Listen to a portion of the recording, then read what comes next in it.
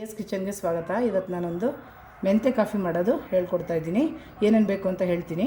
ಮೆಂತ್ಯ ಒಂದೆರಡು ಚಮಚದಷ್ಟು, ಸ್ವಲ್ಪ ಹಾಲು, ಸ್ವಲ್ಪ ಏಲಕ್ಕಿ ಪುಡಿ, ಸ್ವಲ್ಪ ಬೆಲ್ಲ, ಇವಿಷ್ಟು ಬೇಕಾಗಿರೋ ಸಾಮಗ್ರಿಗಳು. ಮಾಡೋದು ಹೇಗೆ ಅಂತ ನೋಡ್ಕೊಳ್ಳೋಣ.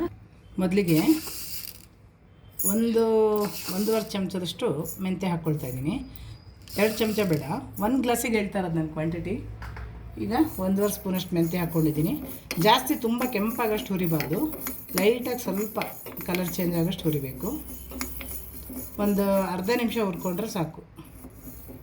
ಅರ್ಧ ನಿಮಿಷ ಹುರ್ಕೊಂಡಿದ್ದೀನಿ. ಈಗ ಇದನ್ನು ಪೌಡ್ರ್ ಮಾಡ್ಕೊಳ್ತಾ ಇದ್ದೀನಿ. ಸ್ವಲ್ಪ ಆದಷ್ಟು ನೈಸಾಗಿ ಪೌಡ್ರ್ ಮಾಡ್ಕೋಬೇಕು.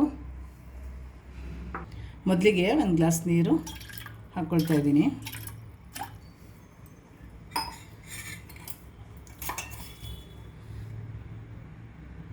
ಮೆಂತ್ಯ ಪೌಡ್ರ್ ಮಾಡಿದ್ನಲ್ಲ ಅದನ್ನ ಹಾಕ್ಕೊಳ್ತಾ ಇದ್ದೀನಿ. 1 ಗ್ಲಾಸು ಮೆಂತ್ಯ ಕಾಫಿ ಮಾಡ್ಕೊಳ್ಳೋದಕ್ಕೆ ಒಂದೂವರೆ ಸ್ಪೂನ್ ಸಾಕು, ಜಾಸ್ತಿ ಬೇಡ ಪೌಡ್ರು. ಈಗ 1.5 ಸ್ಪೂನ್ ಹಾಕ್ಕೊಂಡಿದ್ದೀನಿ. ಇದೊಂದು 5ರಿಂದ 6 ನಿಮಿಷ ಚೆನ್ನಾಗಿ ಕುದೀಲಿ. ಇದು ಮೆಂತ್ಯ ಕಾಫಿ ಮಾಡಿ ಕುಡಿಯೋದ್ರಿಂದ ಸ್ವಲ್ಪ ಸ್ಕಿನ್ನೆಲ್ಲ ಕಲರ್ ಬರುತ್ತೆ ಮತ್ತು ದೇಹ ತಂಪಾಗುತ್ತೆ. ತುಂಬ ಒಳ್ಳೆಯದು. ಎಷ್ಟೇ ಸುಸ್ತಿದ್ರೂ ಕಮ್ಮಿ ಆಗುತ್ತೆ. ಕಾಫಿ ಟೀಗಿಂತ ಒಳ್ಳೆಯದು.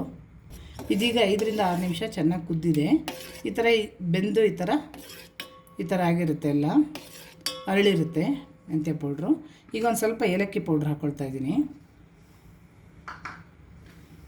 ಸಿಹಿ ಸ್ವಲ್ಪ ಜಾಸ್ತಿ ಹಾಕ್ಕೋಬೇಕಾಗುತ್ತೆ ಇದಕ್ಕೆ, ಮೆಂತ್ಯ ಅಲ್ವಾ, ಕಹಿ ಇರೋದ್ರಿಂದ ಚೂರು ಕಹಿ ಬರುತ್ತೆ. ಅದಕ್ಕೋಸ್ಕರ 2 ಸ್ಪೂನ್ ಬೆಲ್ಲ ಹಾಕ್ಕೊಳ್ತಾ ಇದ್ದೀನಿ. ಇದಕ್ಕೆ ಸಿಹಿ ಇಷ್ಟ ಇಲ್ಲದೆ ಇರೋರು ಸ್ವಲ್ಪ ಕಮ್ಮಿ ಹಾಕ್ಕೋಬೋದು.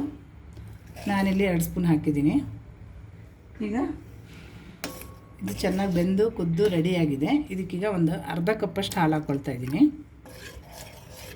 ಈಗ ಇನ್ನೂ 2 ನಿಮಿಷ ಚೆನ್ನಾಗಿ ಕುದೀಲಿ ಇದು. ಈಗಿದು ಕುದ್ದಿದೆ, ಇದನ್ನು ಸೋಸ್ಕೊಳ್ತಾ ಇದ್ದೀನಿ. ಈಗ ರುಚಿಯಾದ ಮೆಂತ್ಯ ಕಾಫಿ ರೆಡಿಯಾಗಿದೆ. ಈ ವಿಡಿಯೋ ಇಷ್ಟ ಆದರೆ ಲೈಕ್, ಶೇರ್, ಸಬ್ಸ್ಕ್ರೈಬ್ ಮಾಡ್ಕೊಳ್ಳಿ. Thank you.